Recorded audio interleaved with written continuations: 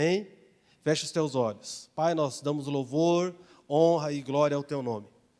Nós declaramos que neste lugar ninguém é maior que o Senhor e não é mais importante que o Senhor.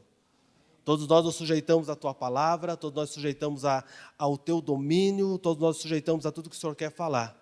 Então eu peço a ti, doce e amado Espírito Santo, que nessa noite a tua graça nos alcance, que o Espírito de sabedoria e revelação que está neste lugar venha, Senhor, adentrar na nossa mente, no nosso espírito, para que possamos compreender e ter clareza de toda a palavra que o Senhor tem para nós nesse tempo e nesses dias. Nós oramos, Pai, para que tudo aquilo que Tu tens para nós como porção de palavra nessa noite seja liberada sobre nós, seja derramada sobre nós. Para isso eu peço que a nossa mente seja levada cativa ao conhecimento da Tua palavra. Que tudo aquilo que rouba a Tua presença e nos distrai agora saia em nome de Jesus. Eu peço a Ti, amado Espírito Santo, que já estás neste lugar, que já estás trabalhando dentro dos nossos corações. Desde o princípio dessa reunião o Senhor já está se movendo no nosso meio. Eu peço que a boa obra que o Senhor já começou, o Senhor continue na vida de cada pessoa que está aqui. Eu peço que se alguém no nosso meio encontra-se enfermo, o Senhor é o Deus que cura. Então eu oro para que essa pessoa seja agora plenamente curada pelo nome de Jesus. Eu oro para que a paz, que excede todo entendimento, venha sobre toda a mente que está em guerra agora, para que essa mente descanse no Senhor. Eu oro para que toda ansiedade se retire e agora, Senhor, dê lugar ao descanso, à temperança, a aguardar e esperar o momento exato que o Senhor fará todas as coisas. Nós celebramos, adoramos e declaramos o Teu nome neste lugar. E todos, como igreja, nos sujeitamos a Ti, Senhor. E dizemos, não há ninguém maior que o Senhor. Não há ninguém acima do Senhor. O Senhor é quem governa sobre nós e domina sobre todas as coisas. Nós nos submetemos ao Teu senhorio, nós nos prostramos perante o Senhor. Nós jogamos as nossas coroas ao chão, porque o Senhor é quem governa sobre nós. É o Senhor quem dirige a nossa forma de vida, nossos pensamentos. O Senhor é em nós e a partir de nós. Então, nessa noite, Espírito Santo, desperta-nos, ministra os nossos corações, nos leva a um lugar mais alto, Senhor. Nos leva a um lugar mais profundo na Tua presença. Tira, Senhor, a muitos, Pai, da beira do rio e faça com que nessa noite eles mergulhem em um lugar aonde somente o Senhor vai dar a eles segurança. Eu oro para que toda a segurança, Senhor, nas coisas, nos bens, sejam nada perante o que Tu és, Pai. Que tenhamos essa consciência que sobre a Tua mão está o domínio de todas as coisas. Que é o Senhor quem domina sobre tudo, é o Senhor quem governa sobre todas as coisas. E que nós entendamos isso, viemos nos sujeitar a Ti, no nome do Teu Filho Jesus. Aleluia. Glória a Jesus. Sente-se, querido.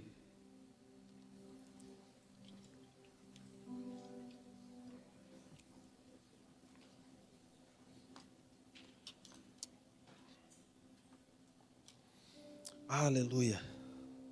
Quando nós lemos acerca da história da igreja, do princípio da igreja do Senhor, quando ela começa lá no livro de Atos, nós vamos perceber a forma com que essa igreja se move e a forma com que ela opera.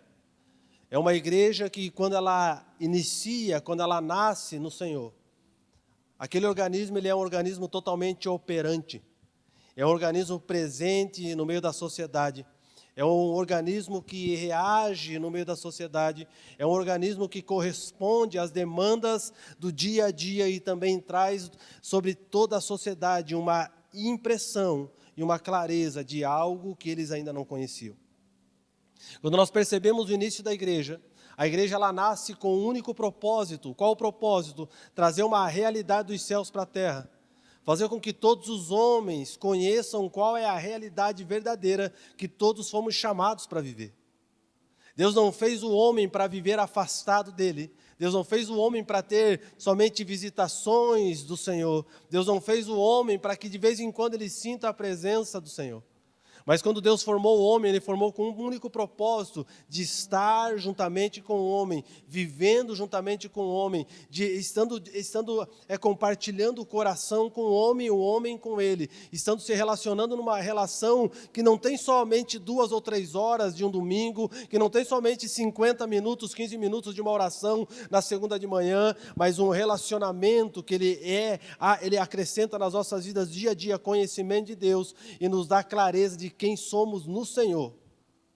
E quando nós vemos o princípio da igreja, nós vamos perceber que a igreja se move com operações, com dons que Deus derrama sobre cada homem que decide entregar a sua vida para Jesus, sobre cada família, sobre cada mulher que se sujeita ao senhorio de Cristo.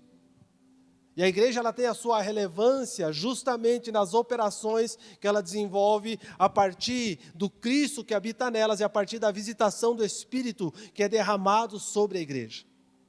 Então, uma igreja que só tem conhecimento, uma igreja que só tem teologia, uma igreja que só se aprofunda em ler e conhecer e estudar sobre Deus, é uma igreja que ela se move em um lugar, mas ela se torna inoperante no reino do Espírito, porque ela não é relevante para aquilo que ela foi chamada. O que nós precisamos compreender é que quando Deus nos chama, Ele nos chama para ser inteiro assim como Ele é. Deus não nos chama para ser somente uma partícula, uma parte da sua igreja, mas Ele nos chama para ser a totalidade da revelação do Filho, a partir de nós que somos a noiva de Cristo, a igreja de Jesus. E quando nós não colocamos os olhos nesse lugar, nós escolhemos meios e coisas que nós mais gostamos, assim como escolhemos em um cardápio, na hora do almoço, em um restaurante. Nós escolhemos aquilo que gostamos do Evangelho, aquilo que achamos legal, aquilo que nos cabe, aquilo que faz bem, aquilo que agrada a nossa alma. Mas só que nós precisamos entender que dentro do Evangelho, todo o conteúdo dele é necessário para que nos tornemos os pequenos cristãos que a palavra diz.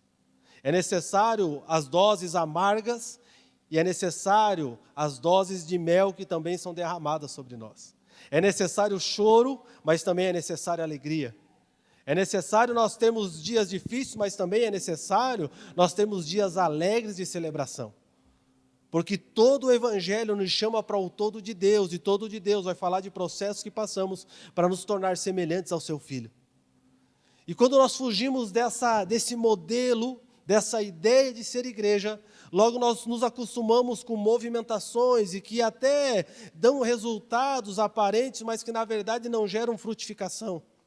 E se tem uma das coisas que está escrito na palavra é que Deus nos chamou para que nós venhamos dar frutos, mas os nossos frutos, eles precisam permanecer.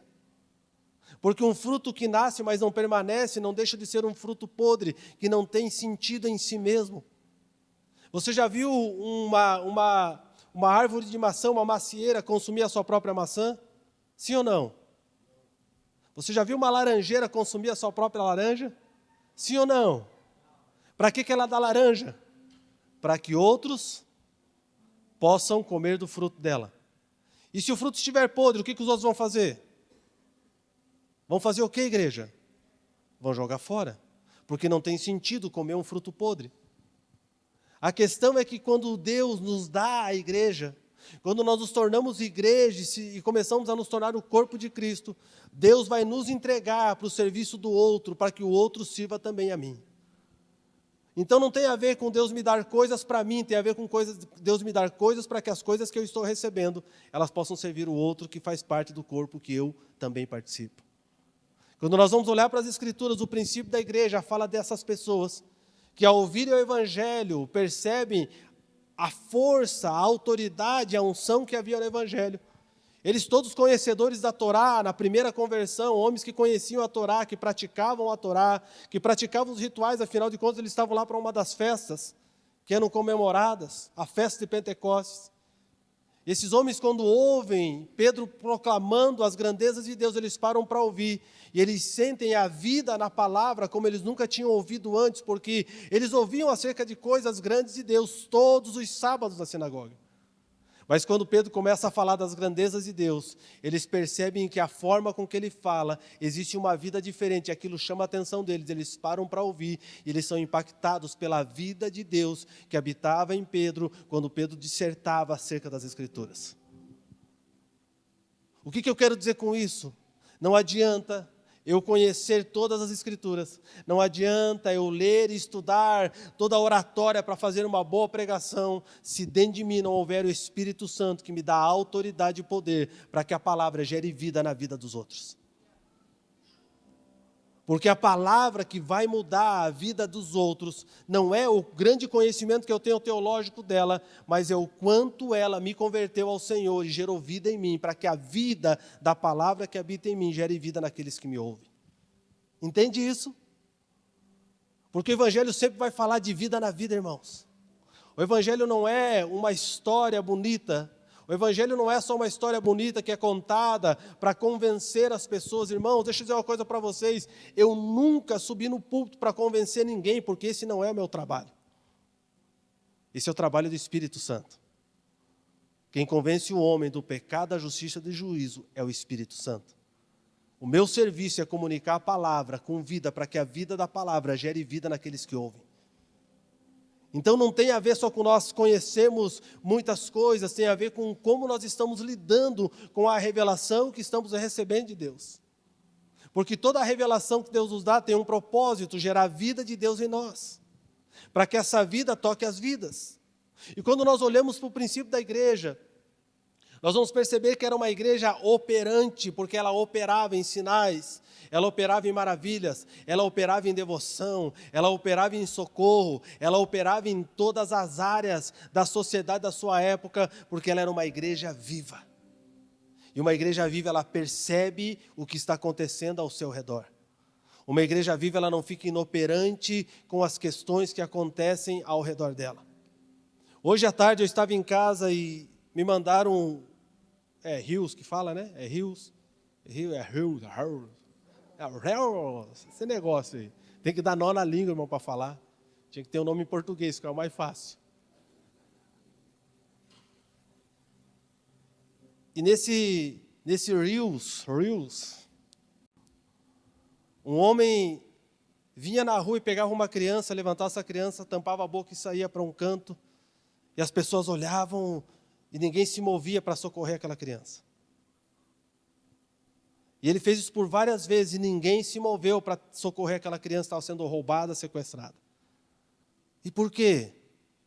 Porque nesses dias, nós vivemos dias de homens e mulheres amantes de si mesmos, que amam somente a sua vida e não estão interessados com a vida do outro. De homens e mulheres que não se importam com o que está acontecendo à sua volta, desde que a sua casa esteja suprida. Desde que a sua casa esteja tudo bem. Desde que na sua casa não esteja acontecendo nada. Nós vivemos dias em que o amor já esfriou de muitos. E quando nós vemos essas coisas, para aqueles que são espirituais, tudo é espiritual. Nós começamos a olhar para a igreja desses dias. Como que nós temos lidado com as demandas cotidianas para aquilo que nós somos chamados a viver? Como que nós temos respondido ao Senhor com as demandas que Ele manda para nós? É interessante que a grande maioria dos crentes desses dias, eles sempre estão preocupados em corresponder a grandes revelações. Tudo nesse século é muito grande, tudo tem que ser muito gigante. Um chamado tem que ser algo sobrenatural. O chamado tem que ser algo sobrenatural aos olhos dos homens. O que é algo sobrenatural aos olhos dos homens? Não, vai ser algo muito grande, porque Deus vai te engrandecer. Deus. Se o chamado vir que você vai ficar preso dentro de uma toca durante 10 anos para gerar um fruto para alguém, você repreende na hora, porque essa geração está acostumada somente com palavras que inflam o seu ego. Com palavras que nos colocam para cima. Colocam o nosso eu em evidência. Só que quando nós vamos olhar para a igreja de Cristo, nós vamos perceber que a vida da igreja, o convívio da vida da igreja, era baseado no cotidiano da vida. E no cotidiano da vida, Deus fazia coisas sobrenaturais. A maior grandeza da glória de Deus está em fazer coisas simples, mas sobrenaturais na vida cotidiana de cada um. O milagre da mesa que faltava alimento e de repente o alimento produz, ele aumenta na panela.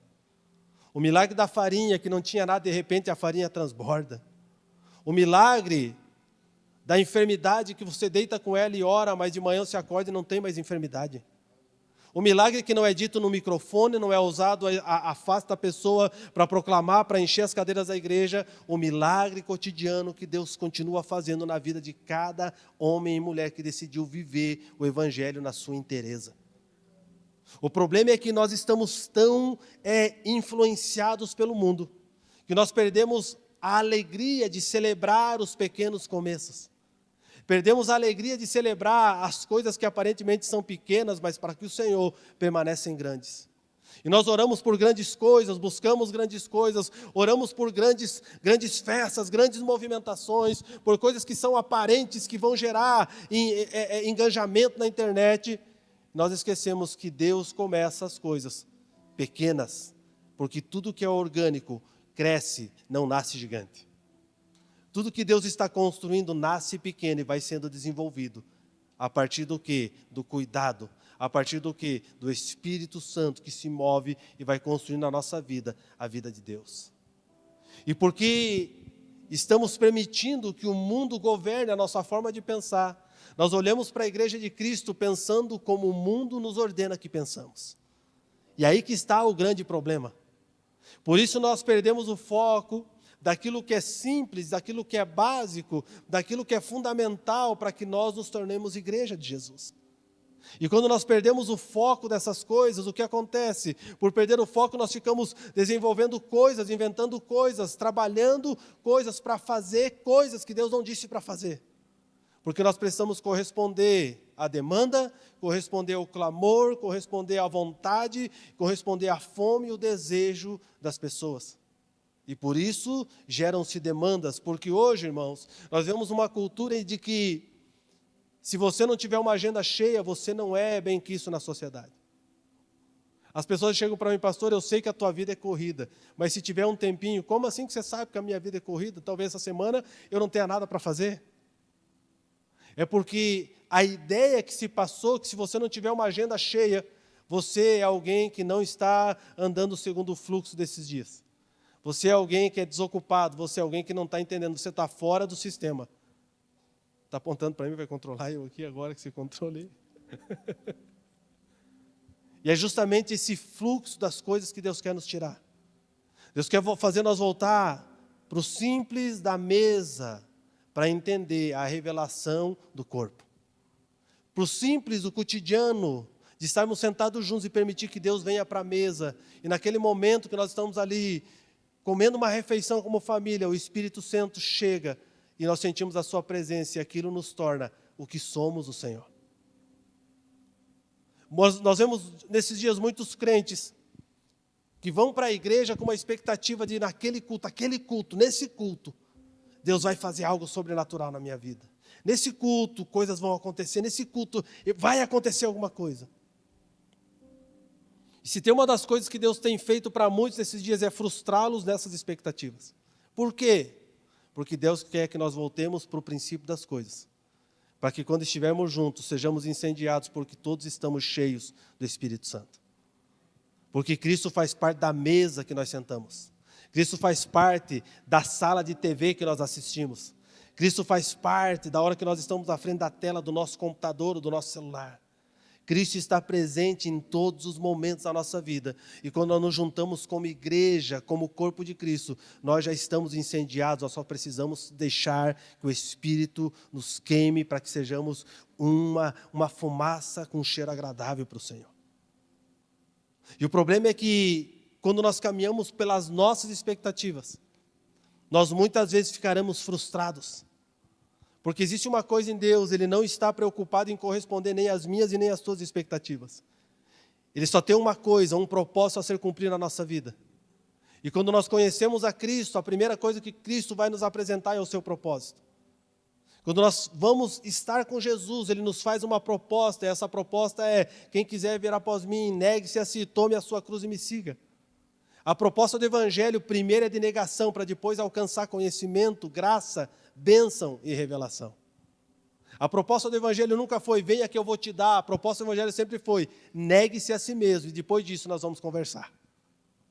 Porque aquele que tem a sua vida por preciosa não é digno de mim. Aquele que tem por preciosa a sua vida não é digno da vida de Deus. A questão é que o fluxo desse mundo mudou a ideia do Evangelho. O Evangelho não mudou, os fundamentos do Evangelho continuam os mesmos.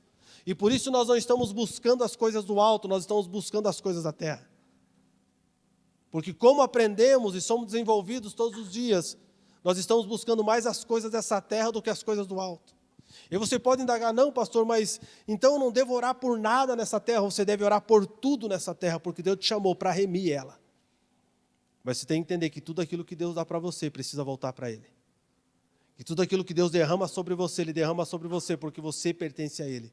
Logo, tudo que eu tenho de Deus é de Deus primeiro, e depois para que eu possa usufruir disso.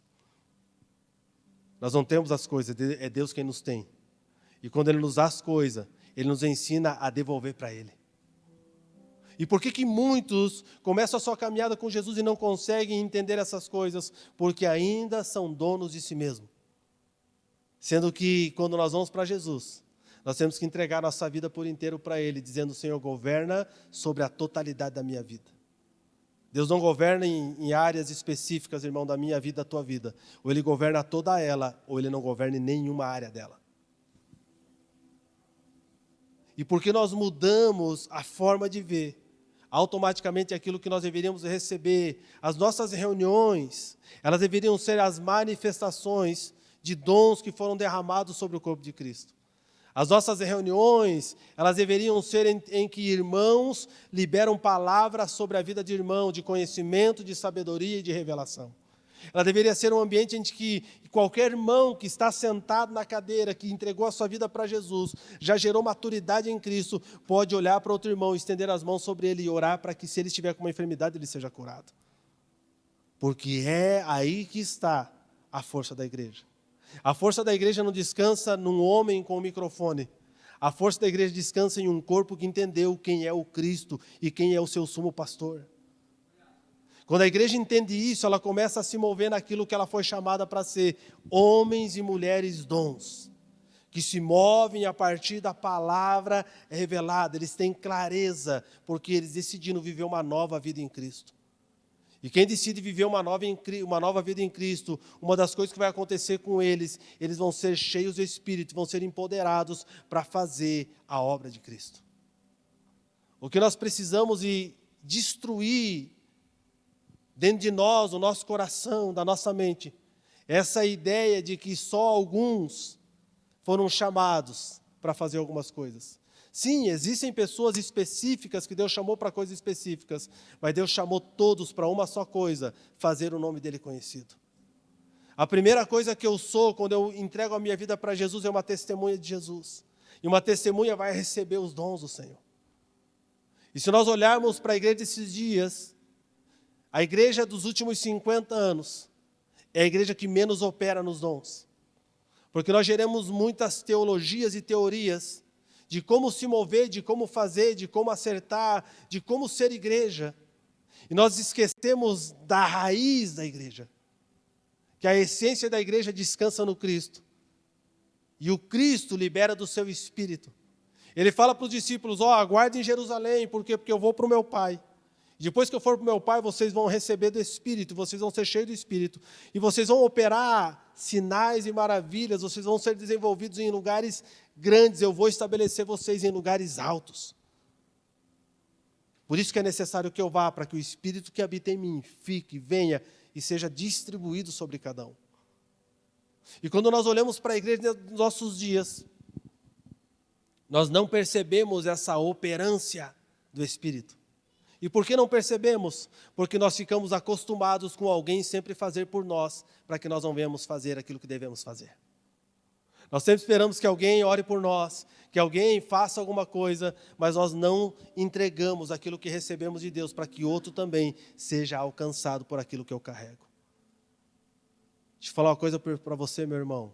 Todos aqui nessa sala, mesmo aqueles que não sabem, carregam algo de Deus. Todos aqui dessa sala receberam uma porção de Deus e por isso nós somos igreja. Ninguém aqui recebeu toda a porção, cada um recebeu um pouco, uma centelha daquilo que Deus quer que nós sejamos. E quando nós nos unimos e reunimos, nós viramos um grande incêndio. Por quê? Porque Deus está presente no nosso meio. Agora a pergunta que nós devemos fazer para nós, o que nós estamos fazendo com aquilo que o Senhor depositou em nós? O que nós estamos fazendo com o dom que foi derramado sobre nós? O que nós estamos fazendo com aquilo que Deus nos chamou para fazer? Nós estamos esperando que alguém se levante para fazer aquilo que fomos chamados? Nós estamos esperando que alguém coloque a mão sobre a nossa cabeça e diz assim, diz o Senhor, eu te chamei para isso? Porque na grande maioria das vezes, a grande maioria dos crentes não vão ter uma mão na cabeça dizendo para que foi chamado. Você sabia disso? A grande maioria dos crentes vão ser comunicados pelo Espírito do Senhor que habita dentro deles. É por isso que os nossos ouvidos e os nossos olhos esses dias precisam estar atentos com o que Deus está falando. Porque todos aqueles que nascem de novo recebem do Senhor dons específicos. E deixa eu dizer uma coisa para você, crente. Você não precisa estar num culto para operar no dom que você recebeu. Você precisa estar em Cristo para que o dom que Cristo te deu sirva àqueles que necessitam, que estão perto de você. Pastor, eu recebi um dom da profecia, eu tenho que esperar o culto da profecia para profetizar. Primeiro nós temos que desmistificar a ideia da profecia. Porque quando nós desmistificamos essa ideia, nós entendemos que a profecia é instrução de encorajamento, seja para quem for. A profecia, ela serve para quem nunca ouviu falar de Jesus também. Desde que ela venha com palavras claras, nítidas, audíveis.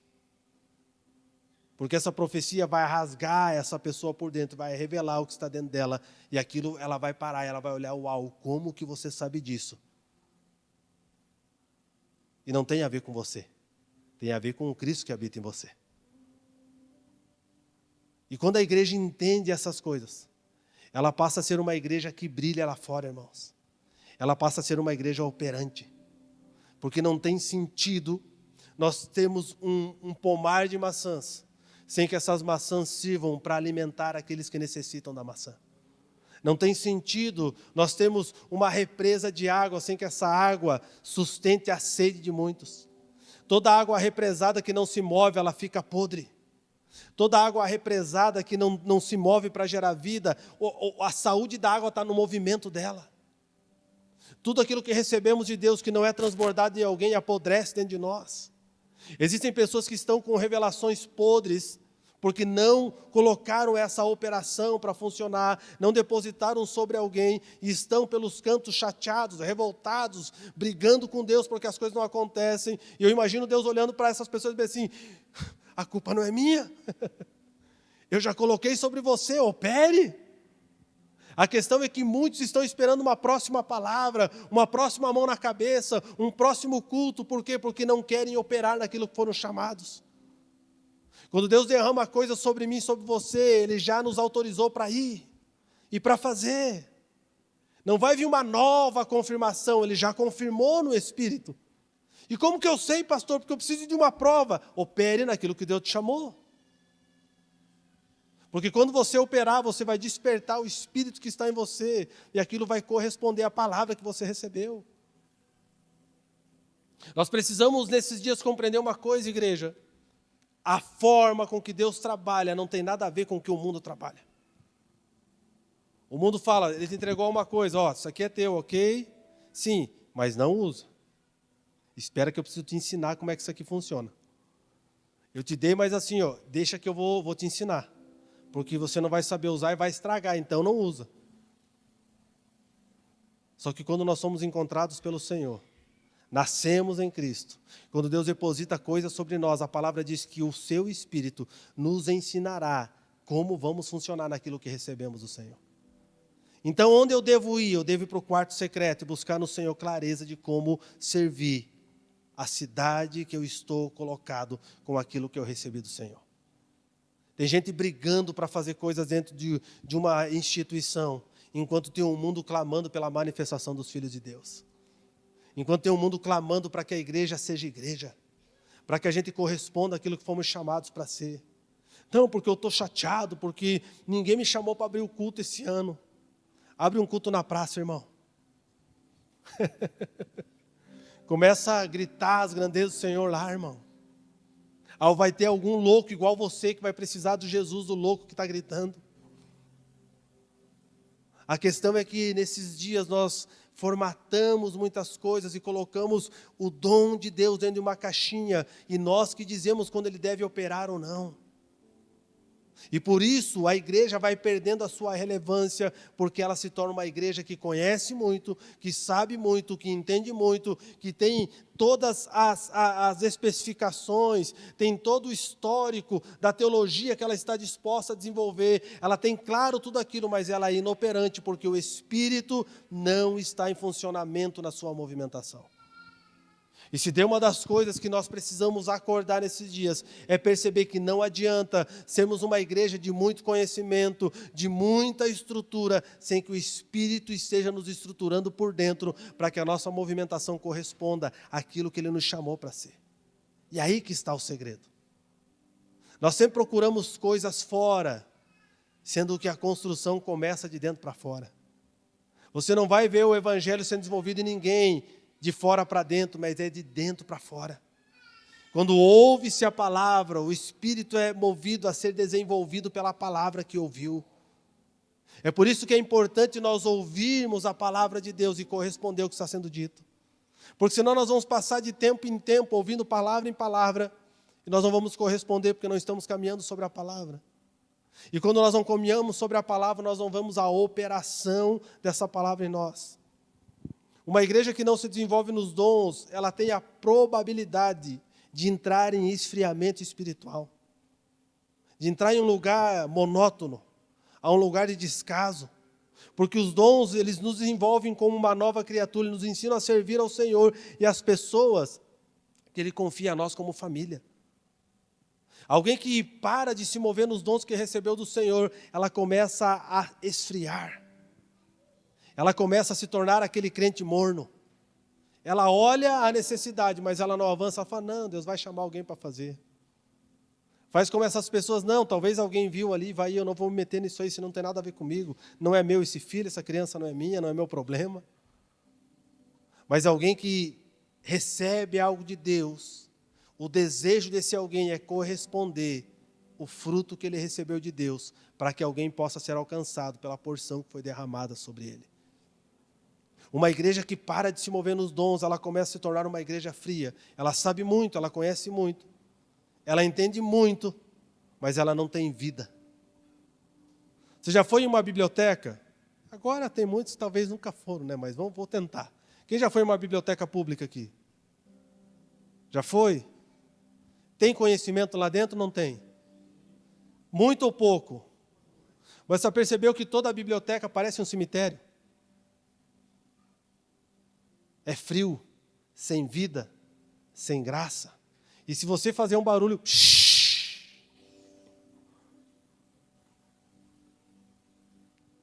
todo aquele que tem um conhecimento profundo da teologia de Deus, mas não tem a vida de Deus, não passa de uma biblioteca cheia de conhecimento, mas sem vida. Cheia de conhecimento, mas não tem vida de Deus. Morre com todo o seu conhecimento, mas não gera a vida de Deus em ninguém. Por quê? Porque não se permitiu tocar pela vida de Deus que ele leu nas Escrituras, que ele estudou. Então nós vamos ter muitas pessoas que conhecem muito, mas que não se movem 1% daquilo que conhecem, porque dedicaram a sua vida somente a isso, mas não se jogaram para que a vida de Deus nascesse a partir deles. É interessante nós olharmos para o princípio da igreja cristã. Eles não tinham o Novo Testamento. Eles não tinham os evangelhos. Eles não tinham as cartas de Paulo. Eles não tinham o Apocalipse. Eles tinham male a Torá. Os mais bem favorecidos e que tinham conhecimento tinham como acessar. Mas quando eles decidiam viver uma vida de cristão, os pequenos cristos, eles não eram mais bem recebidos na sinagoga. Eles não mais pertenciam àquele lugar. Então, o que eles tinham que fazer? A vida que eles receberam, da vida de Deus, precisava ser compartilhada com aquele que não recebeu. Sabe por que o evangelho do primeiro século fez o que fez? E nós somos o resultado daqueles primeiros que começaram.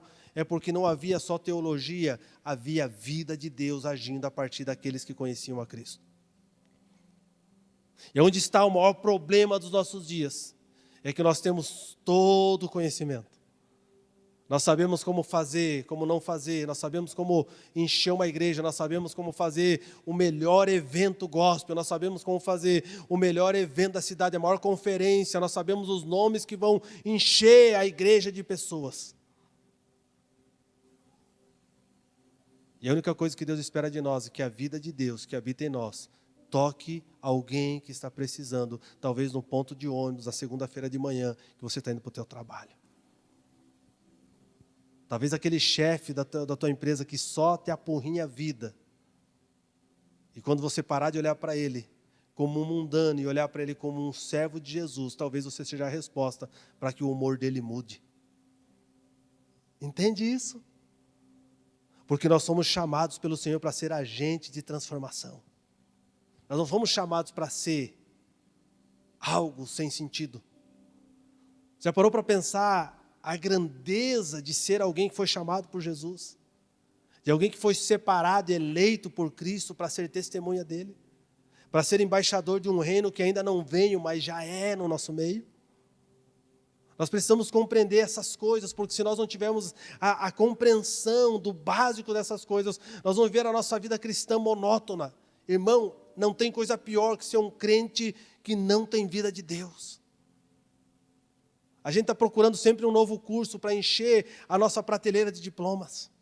Sempre procurando uma nova conferência, porque a gente precisa recarregar as baterias. Põe um carregador no teu quarto lá, irmão. Quando você precisar recarregar, clica. Liga no Espírito e carrega. E quando você vai para a conferência, você vai para carregar aqueles que foram buscando ainda porque não entenderam algumas coisas. Você vai para conferir, não para ser conferido. Você vai para ser resposta e não só para ser pergunta. A questão que nesses dias nós estamos perguntando muito e respondendo pouco. E por quê? Porque dentro de nós existe um esfriamento. Nós não estamos mais nos movendo naquilo que fomos chamados. Nós estamos tomando uma forma religiosa desses dias e não nos movendo segundo a palavra. Em 1 Tessalonicenses 5,19...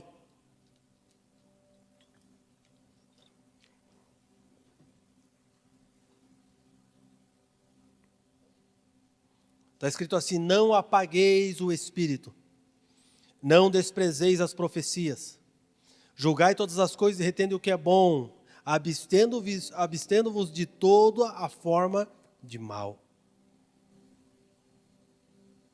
A atenção nos é chamada para algo aqui: não apagueis o espírito, porque quando o espírito é apagado, nós nos tornamos uma boa religião, mas não temos vida de Deus. Nós podemos estar lotados de pessoas com várias funcionalidades na igreja, vários departamentos acontecendo, várias funções, várias coisas acontecendo ao mesmo tempo, a semana lotada de coisas, todo dia tem uma atividade para ser feita. Mas nós estamos no automático.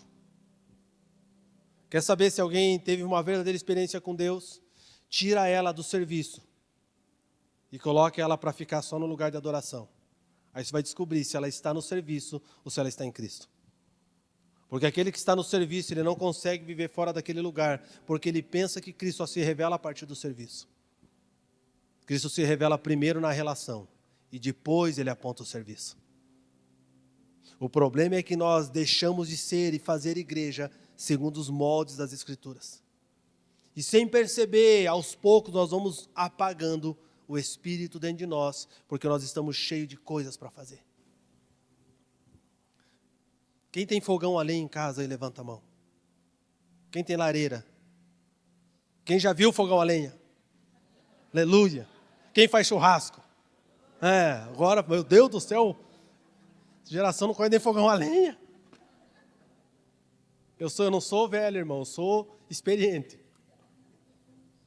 Coloca 3 pedaço de pau lá dentro do fogo e deixa queimando, ele vai queimar o dia todo?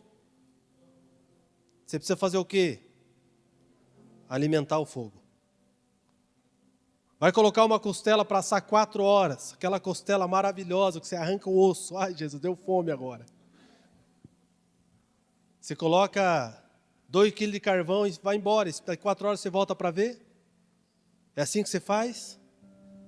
Você tem que alimentar aquilo. Você tem que colocar mais carvão. Você precisa alimentar o fogo. Você precisa manter a temperatura. Sabe quando nós apagamos o Espírito dentro de nós e nós não percebemos? É porque nós colocamos 3 gravetos lá dentro, no domingo à noite.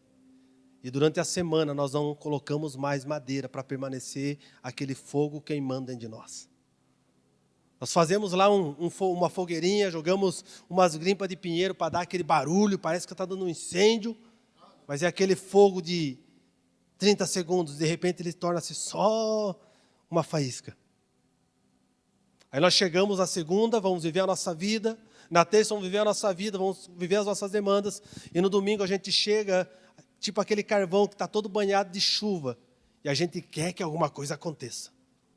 Pastor, joga um combustível aí, joga a gasolina que pega, funciona. Funciona até queimar a gasolina, mas o carvão continua molhado. Porque nós temos a ideia de transferir para alguém aquilo que nós precisamos desenvolver em nós mesmos. Queremos estar incendiados, mas não colocamos lenha na fogueira. Queremos estar cheios do Espírito, mas não gastamos tempo em relação com Ele. Entenda uma coisa, a forma de tempo de qualidade com Deus é diferente de tempo de qualidade com pessoas. Eu me lembro de uma situação na minha vida, aconteceu esses dias de novo. Eu estava não sei o que fazendo agora, uns 15 dias atrás. E eu envolvido, eu estava lendo, estudando sobre algumas questões. E de repente o Espírito Santo veio ao meu coração e falou bem assim, larga tudo isso aí, vamos conversar um pouco. E eu olhei assim, o relógio já tinha que sair dali a pouco. Falei, cara, Jesus, mas não vai dar nem tempo, eu tenho que sair. Isso que eu já tinha vivido isso, irmãos. E aí o Espírito foi insistente comigo. Falei assim, larga, deixa sair um pouquinho. Vem cá, vamos conversar, falar umas coisinhas com você. Tem que alinhar umas coisinhas dentro de você. Tem que assoprar, tem muita cinza aí, tem pouco fogo. E eu larguei o que eu estava fazendo, fui para um canto, e quando eu larguei o que eu estava fazendo, já comecei a chorar. E o Espírito Santo vem, irmãos. Eu não fiquei 2 horas orando, eu não fiquei 4 horas orando, não apareceu 2 anjos com a espada flamejante, mas dentro de mim algo acendeu. Em 10 minutos, eu vislumbrei coisas no Senhor. A bateria foi carregada, porque eu parei de fazer aquilo que eu achava importante para ouvir o que Deus achava importante para mim. Você entende isso? Não tem a ver com, não, porque eu não tenho tempo, pastor, minha vida é corrida, orar 1 hora, está amarrado, não tem como. Mas pega o teu celular, olha naquele aplicativo que marca o tempo que você fica na internet. Eu duvido que você passa menos de 1 hora. Mas 1 hora para Deus, não, nem pensar, está louco, eu preciso produzir. E nós queremos viver um grande avivamento, sem colocar lenha no fogo. O fogo quem vai produzir é o Senhor, mas a lenha os sacerdotes têm que cortar. A lenha os sacerdotes precisam subir no monte, eles precisam cortar a lenha, eles precisam preparar o ambiente. Porque senão nós vamos viver em uma esperança de algo que não vamos viver. Por quê? Porque nós não estamos almejando.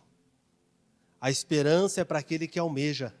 Aquele que espera sem almejar, ele é um mentiroso, ele mente para si só. Agora quem almeja, espera e procura até encontrar. Alguém que está almejando o avivamento para esses dias é alguém que procura se tornar a resposta do avivamento desses dias. É alguém que gasta tempo para estar com o Senhor. É alguém que se permite ser movido pela palavra. Que não se move só pelas suas necessidades. Irmão, entenda uma coisa. Você crê que a palavra é verdade, sim ou não? Crê ou não crê? Então fala assim de verdade. Se fala assim, não, de não. Você crê que a palavra do Senhor é verdade, sim ou não? Sim. E o que está escrito lá em Mateus sobre as nossas necessidades?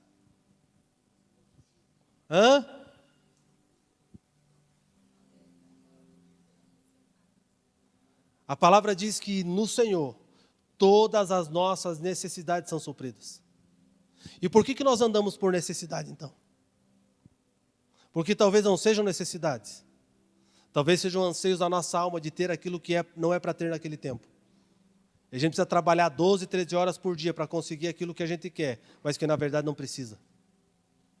Aí quando consegue, não tem como celebrar que ele conseguiu, porque está arrebentado. Se a palavra de Deus é verdade, Ele diz que Ele supre todas as nossas necessidades em Cristo Jesus, porque nós ainda nos movemos, na nossa grande maioria, pelas nossas necessidades. É porque essa verdade da palavra não encontrou uma verdade dentro de nós, que creia que aquilo é verdade.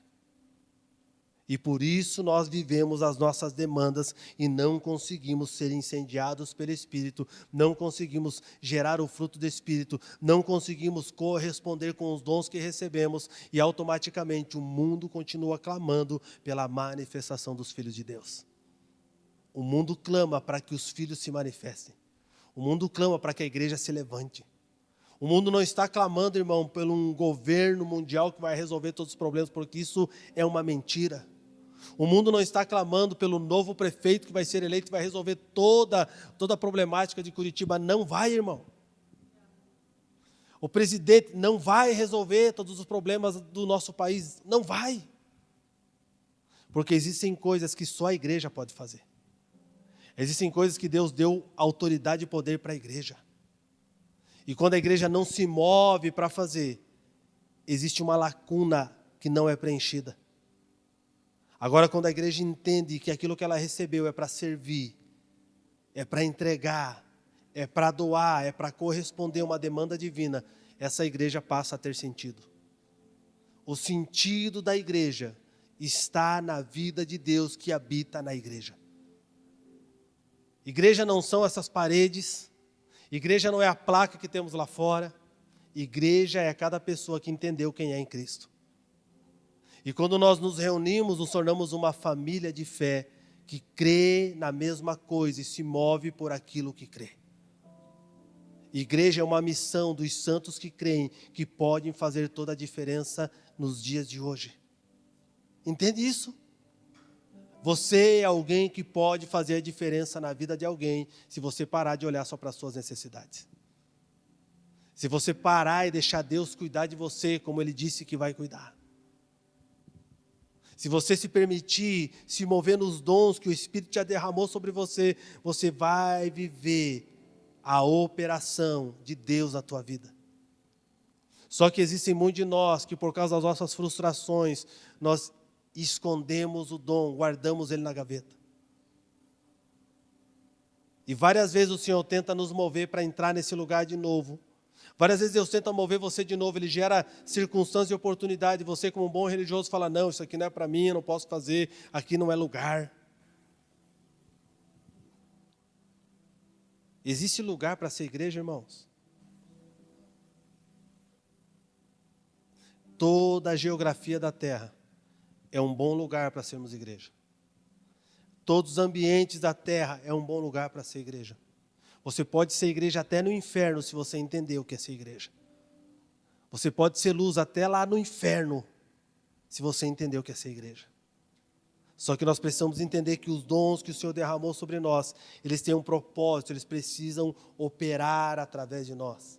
Eles precisam gerar vida de Deus a partir de nós. Eles precisam tirar-nos das nossas circunstâncias momentâneas e nos colocar no propósito eterno de Deus. Os nossos olhos precisam ser iluminados nesses dias. Eu não sei você, mas eu não quero passar 10 anos orando por um avivamento que eu não estou disposto a me submeter para que ele aconteça. É bonito orar por um avivamento nesses dias. Há 3 ou 4 anos atrás, encheram-se estádio de pessoas que pegaram o sapato na mão e levantaram para cima. Nós vamos fazer. Já parou para pensar se aquele ato tivesse tido uma resposta depois daquilo, o que teria acontecido no Brasil? Só que teve muita gente comprando tênis novo depois, porque o que ele tinha ele deixou lá na frente do altar. A única coisa que ele fez gerou uma despesa para comprar um novo calçado, porque ele não foi. Porque ele se moveu por uma emoção e não pelo Espírito. Por quê? Porque é uma geração que está ligada só a coisas grandes e esquece que o Evangelho começa na mesa de casa. O Evangelho começa na refeição do domingo. Deixa eu dar um conselho para você, igreja. Não tire a mesa das tuas refeições. Não permita que os teus filhos comam no quarto, com o tablet e com a televisão. Não permita que os teus filhos comam sentado no sofá da sala. Senta na mesa. Tira o celular de perto, porque a mesa é o lugar onde se constrói muita coisa. Quando você vai para as Escrituras, você vai ver que todas as coisas que Deus construiu não foi num púlpito, foi numa mesa. Todas as coisas que Jesus fez foi na mesa, a revelação foi na mesa, de quem Ele era foi na mesa, Ele apontou o propósito na mesa. Quando Ele precisava falar o coração dos discípulos, Ele preparava uma mesa, eles sentavam e ali eles compartilhavam do pão e da revelação. Quando nós tiramos a mesa do cotidiano da nossa vida, nós não vamos entender o que é ser igreja. Por que somos difíceis em relação? Porque não temos relação. Por que não conseguimos nos relacionar como igreja, como corpo de Cristo? Porque dentro das nossas casas, a nossa relação é pífia, é pequena. Nós não nos conhecemos. Por que casamentos são destruídos? Porque o que une o casamento são as coisas e não o amor de Deus e o conhecimento de Deus para que o casamento permaneça. Só que ainda vivemos uma igreja que está preocupada com as grandes coisas. Porque nós temos que encher estádios, nós temos que fazer, nós temos que acontecer. E Deus só fala bem assim, volta para o quarto. Põe uma mesa. E nós vamos começar por lá. Volta para o quarto. Põe uma mesa. E nós vamos começar por aqui. A maior grandeza da obra de Cristo é uma família totalmente entregue ao Senhor. Uma família que quando senta à mesa, ela sente Cristo ali. Cristo não pode só servir para nós pedir para que não falte comida. Cristo precisa ser aquele que senta na mesa para comer com a gente. Para ser a companhia da nossa refeição. Para ser a companhia do nosso dia. 1 Pedro 4,7, abra aí, querido. Você está comigo, diz amém. Aleluia. Glória a Deus que eu não estou sozinho.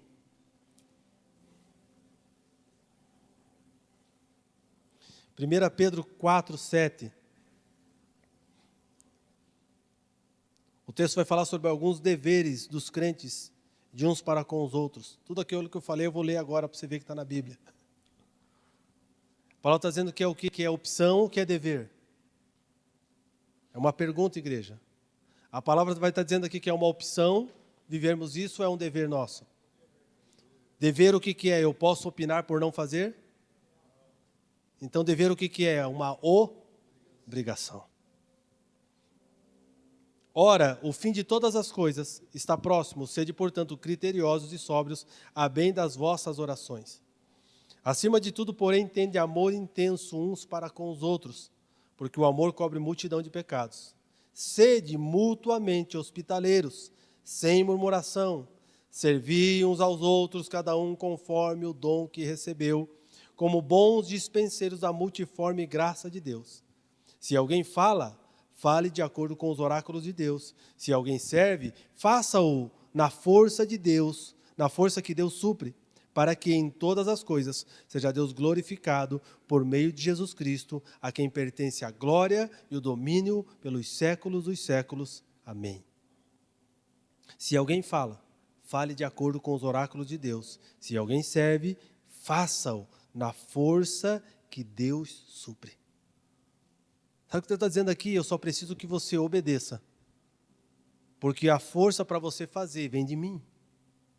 Pastor, para mim é difícil esse negócio de relacionar. Para mim é difícil porque eu preciso conhecer. Mas como que você conhece? Como que você conhece, irmão? Relacionando. E se você não relacionar, você vai conhecer? Quem casou aqui sem conhecer? Ninguém? Porque não dá para casar sem conhecer, tem que relacionar primeiro. Porque na relação você constrói o quê?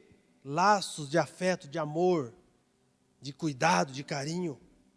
Sede, servir os outros, cada um conforme o dom que recebeu. Sede o quê? Mutuamente hospitaleiros, sem murmuração.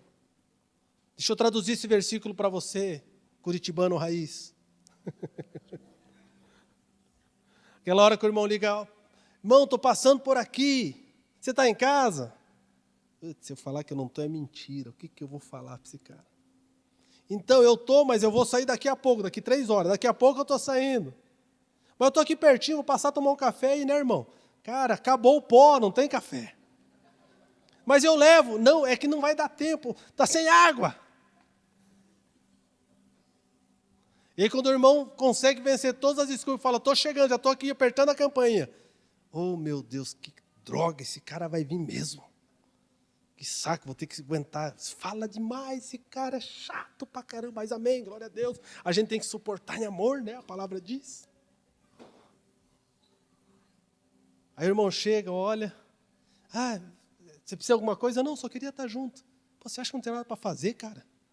Você vem aqui na minha casa, 3 horas para fazer, que quer ficar junto comigo? Vá procurar o que fazer, seu desocupado. Só que você não fala isso para ele, você está aqui na mente só. Sorrindo. Xingando na mente. É justamente isso que o texto está falando. Sede mutuamente hospitaleiros, sem murmuração. Porque eu posso ser um bom hospitaleiro, que murmura em todo o tempo.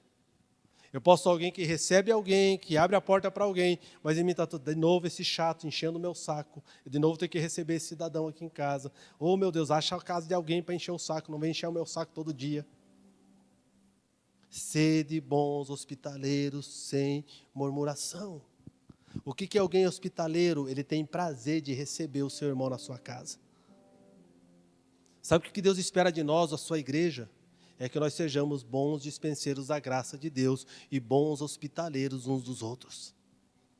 Que nós possamos receber os nossos irmãos. Pastor, mas final de mês lá em casa é complicado, vai chegar alguém lá, não tem nada para servir. Quem disse que ele foi lá para comer, ele foi para estar junto. E já parou para pensar que Deus pode estar usando ele para levar aquele pão fresquinho da padaria para vocês comerem às 6 da tarde?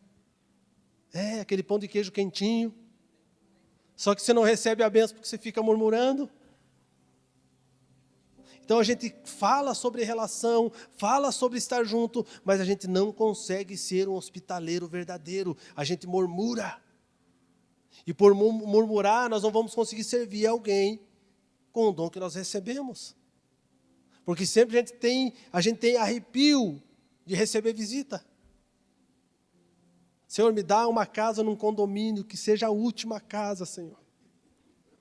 E que de preferência não tenha portaria, porque até o cara ouvir o interfone, eu vou ter uma boa desculpa, não consegui chegar no interfone. Mas isso acontece lá na China, aqui não acontece. Aqui não acontece. Só que Deus nos chamou para sermos hospitaleiros. Deus nos chamou para ser relacionais. Por quê? Porque Ele é relacional. O que gera a vida da igreja é a relação com Deus e com os irmãos.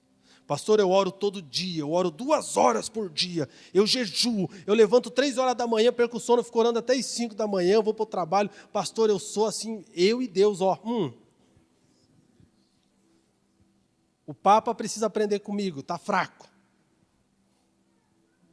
Mas não se relaciona com seus irmãos. Eu queria entender que tipo de oração que é essa, que me ensina a me afastar dos meus irmãos, em vez de me relacionar com eles. Porque toda oração aponta para o propósito de Deus, e o propósito de Deus é que nós sejamos relacionais. E se eu sou alguém que ora, eu vou ter o coração de Deus, eu vou querer me relacionar com aquilo que Deus ama, que são pessoas. A vida de uma igreja não está nas atividades que ela desenvolve de segunda a segunda. Está na relação que ela se dispõe a construir de casa em casa, de lugar em lugar, de mesa em mesa. Mas entenda que essa relação bíblica não é aquele momento de fofoca da mesa. Não. Nós nos reunimos para falar como intercessores do irmão. Vocês entenderam. O crente fofoqueiro, ele fala que a intercessão, ele conta a vida do outro, fala tudo, fala, mas só estou falando para você, porque é para nós orar pelo irmão, o irmão está perdido. De repente, está a igreja inteira sabendo do assunto para orar pelo irmão, mas ninguém orou. Porque só estão preocupados em disseminar a fofoca. E quando a gente entende o que é corpo de Cristo, fala de relacionamento. Não adianta nós orarmos, nós termos grandes revelações, se nós não nos relacionarmos, a vida da igreja está na relação. Pastor, o senhor podia criar algumas coisas para gerar relacionamento na igreja. Não vou nem responder essa. Quando nós entendemos quem somos, nós pegamos esse aparelho aqui que Deus nos deu e usamos ele com sabedoria. Você vai lá no grupo da igreja, que tem o telefone de todo mundo, e você acha o número, ele fala, irmão, Eu não te conheço ainda, mas eu quero sentar na mesa contigo, eu quero te conhecer. Eu quero ser igreja com você verdadeiramente. Eu não quero só sentar na cadeira e não saber nem teu nome. Eu quero tomar um café com você. Vamos fazer alguma coisa junto. Vamos assistir um filme junto, vamos fazer alguma coisa junto, vamos estar junto. Eu vou com a minha família, você vai com a tua, nós vamos para uma praça, a gente faz um piquenique, nós vamos fazer alguma coisa, mas vamos ser igreja. A questão é que nós sempre transferimos a responsabilidade para alguém. Se não tiver o departamento das relações públicas da igreja, não vai funcionar. Só que Deus nos chamou para ser relacionais. Nós queremos experimentar um grande avivamento. Nós queremos ver as ruas sendo incendiadas pelo Espírito. Nós queremos ver paralíticos andando, cego vendo, surdo ouvindo. Nós queremos ver as grandezas de Deus, os dons operantes. Mas nós não fazemos o básico, que é ser relacional. Como que Deus começa a humanidade? Como que está lá em Gênesis? Ele começa por um jardim. E para que ele planta esse jardim? Para ter um lugar e um ambiente propício para a relação. Porque ele se relaciona com o homem todo o dia naquele jardim. O fundamento do evangelho é relacional. Jesus se relacionava com todos. Jesus não escolhia a mesa para sentar, irmão. Jesus não olhava bem assim, você é evangélico? Ah, eu sou, então nós vamos conversar. Você é de uma religião das matrizes africanas, nós não vamos conversar porque eu não tenho nada a ver com você. Não vou sentar na tua mesa. Você é lá dos mormons? Não, também não quero, porque eu sou evangélico. Eu sou uma raça, como é que fala? Superior. Eu já estive no terceiro céu, você esteve no terceiro inferno, irmão. Porque não é isso que o evangelho diz. O meu Jesus sentou na mesa com todos esses caras que eram rejeitados pela religião. E a gente fica escolhendo mesa para relacionar. Nós vamos entender o seguinte, nós vamos ser igreja quando nós entendemos o nosso lugar. Quando nós conseguimos relacionar com os nossos irmãos, os dons que recebemos vão servir, a maçã que você é vai servir a fome daquele que precisa. Mas e eu? Fica tranquilo que alguém vai servir você. Porque o dom que eu recebo é para serviço do outro, não é para serviço próprio. O dom que eu recebo é para fazer Cristo conhecido a partir da minha vida. O testemunho de Cristo que está em mim vai tocar a vida de quem está conhecendo Cristo a partir de mim. Então não adianta nós chegarmos todo domingo aqui e falar sobre altas e grandes revelações, sobre os dias do Apocalipse, sobre o sol que vai mudar a cor, agora vamos pegar a guerra de Israel, vamos começar a fazer a semana das pregações falando sobre o fim dos tempos. E Deus só quer que nós façamos uma coisa, sejamos igreja. Ele só quer que a gente se relacione uns com os outros. Ele só quer que nós tenhamos um amor mútuo. Ele só quer que nós sirvamos os outros com amor e sem murmuração. Ele quer que nós preparemos um ambiente para que o outro se sinta acolhido. Deus só quer isso, irmãos. O que Deus quer de nós não nos custa. Porque se custar, é porque nós ainda somos donos de nós mesmos. Então nós precisamos orar para que o Senhor nos desperte para esse tempo. Para que os dons que estão dentro de nós, escondidos e afogados, voltem a ser revelados para o serviço do corpo. Para que os dons que recebemos tenham realmente o verdadeiro funcionamento dele. Porque muitas vezes nós parecemos aqueles crentes, como é que fala, fica lembrando o passado e saudosista. Não, porque lá atrás, uns anos atrás, Deus me usava, porque eu fazia aquilo, e eu fazia aquele outro, o que Deus não te usa mais, você agora virou um pano de prato velho e vai ser jogado fora. Deus arrumou um melhorzinho que você, então você não serve mais. Deus continua te usando, é você que não se permite mais ser usado por Deus. Porque Deus não nos usa e nos joga fora. Deus nos usa para tocar uma cidade. O problema é que muitas vezes nós queremos uma porção maior, porque nós achamos que o que temos é pouco. Uma multidão foi sustentada com 5 pães e 2 peixes, porque alguém dispôs em compartilhar o que tinha. Mas eu só tenho isso aqui não vai resolver o problema. E quem disse que Deus te chamou para resolver o problema? Ele te chamou para ser resposta para o problema de alguém. Quem vai resolver é Ele. Eu oro nessa noite para que Deus tire todas as nossas muletas e as nossas desculpas. Porque a palavra deixa claro isso, nós não temos mais desculpas. Não adianta nós orarmos por algo que nós queremos viver, sem que nós nos tornemos aquilo que queremos viver. Não adianta nós orarmos por um grande avivamento, por um vinho que está para ser derramado, se nós não dispusermos os nossos odres a serem trabalhados pelo Senhor. Não adianta nós orarmos por dons, se aquilo que já recebemos não estamos correspondendo. Nós podíamos fazer nessa noite uma movimentação de oração sobre impartição de dons aqui, podíamos sim, e na verdade eu vim com esse desejo no meu coração nessa noite. Mas sabe o que o Senhor me falou enquanto eu pregava aqui? Ele disse, não adianta impartir dons, para mais dons ficarem guardados e engavetados. Precisa haver um despertamento dos que já existem. Nós precisamos ser despertados nesses dias, para fazer Cristo conhecido na nossa casa e a partir da nossa casa. Nós precisamos ser despertados para voltar para um lugar de coinonia, de comunhão, de verdade, de vida, de estar juntos, de compartilhar palavra, salmos, hinos e cânticos espirituais. Onde nós estamos sentados e Cristo é o centro da nossa mesa. Não as nossas demandas, não as nossas coisas, mas Cristo é o centro da nossa mesa. Entende isso? Porque o ser igreja está baseado na simplicidade da mesa. O ser igreja está baseado na simplicidade da relação. O ser igreja está baseado no ouvir a Deus e corresponder às demandas do céu. O ser igreja está baseado em quem decidiu morrer para a sua vida, para que a vida dele sirva de vida para aquele que está morto. Isso é ser igreja. Entende isso? Então não adianta nós estarmos orando nesses dias pedindo para que Deus faça coisas e mais coisas, sendo que Deus precisa corrigir o curso do rio primeiro. Se eu mando uma grande chuva, para quê? Você não tem cisterna para guardar água? Manda um grande avivamento para quê? Para nós vivermos o que vivemos há 25 anos atrás, um vento que foi e passou?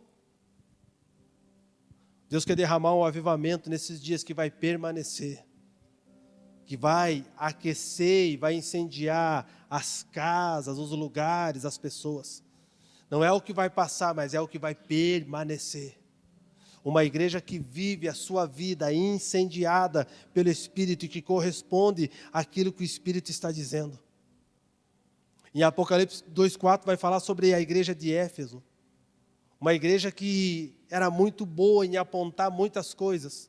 Falso ensino, falso apóstolo, falsa profecia. Só que dentro desse contexto, essa igreja, ela é chamada a atenção pelo Senhor, ele fala assim, tenho porém contra ti que abandonaste o teu primeiro amor. Sabe o que significa primeiro amor nesse texto? Significa das coisas que recebemos do Senhor e que abandonamos em detrimento das coisas que queremos. Dos dons que nós recebemos e não nos movemos mais nele. Do amor que não entregamos. Da relação que nós nos abstemos porque nós não queremos nos dispor a estar juntos. O amor ele vai se apagando e ele é imperceptível. Por quê? Porque muitos de nós estamos presos nas movimentações e no ativismo do dia a dia. E nós não percebemos que o amor está apagando. Porque nós estamos funcionando, nós estamos trabalhando, as coisas estão acontecendo, então está tudo jóia, mas o amor está esfriando. Nós denunciamos o falso ensino, denunciamos a falsa profecia, denunciamos aquilo que está errado, mas nós não corrigimos o curso da nossa vida para que o primeiro amor continue sendo aquilo que vai reger a nossa forma de vida.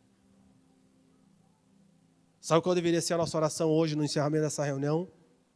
Que nós voltássemos ao primeiro amor, às primeiras obras. Que nós voltássemos a um lugar que nós não deveríamos nunca ter saído. A um lugar de uma simplicidade, mas de uma profundidade e revelação que somente o Espírito é capaz de derramar sobre nós. A um lugar relacional, porque se nós não nos relacionamos, nós somos uma instituição religiosa, mas nós não somos igreja. É duro falar isso, mas é a verdade. Deus não precisa de instituições religiosas, Ele precisa de uma igreja viva e operante. E uma igreja viva e operante é aquela que anda segundo os princípios e os conceitos do Senhor.